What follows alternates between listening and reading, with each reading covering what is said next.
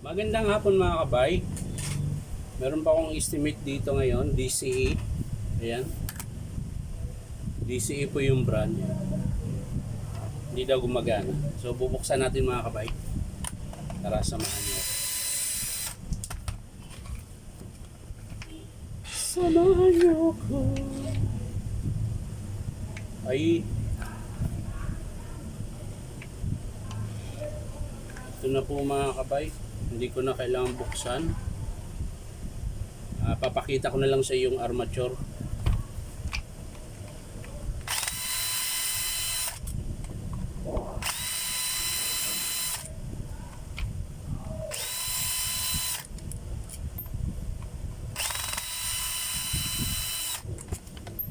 DCA, ayun. Ayun. Ayun po yung sira mga kabay. Oh. Ayan po. Yan, ayan. Ito po, ayan. Ito. Yan. Yan po yung sira niya mga kabay. Tingnan nyo po yung bar niya, hindi na pantay. Ayan. Ito pantay-pantay dito. Pero pagdating dito, wala na.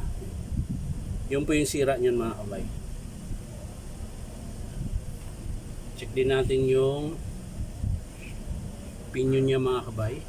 Ayan. Ayan mga kabay, pinion niya okay pa. Maganda pa. Pati yung spindle niya mga kabay, wala pang ano. Ayan po. Sa field coil naman mga kabay, okay pa mga kabay. Ayan. Malinis pa, wala pang tuklap. Wala rin palag mga kabay.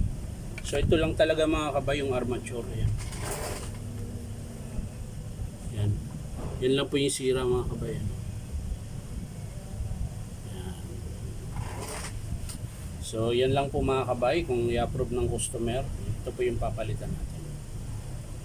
So maraming salamat mga kabay sa panunood at palike and share na rin po. Bye bye.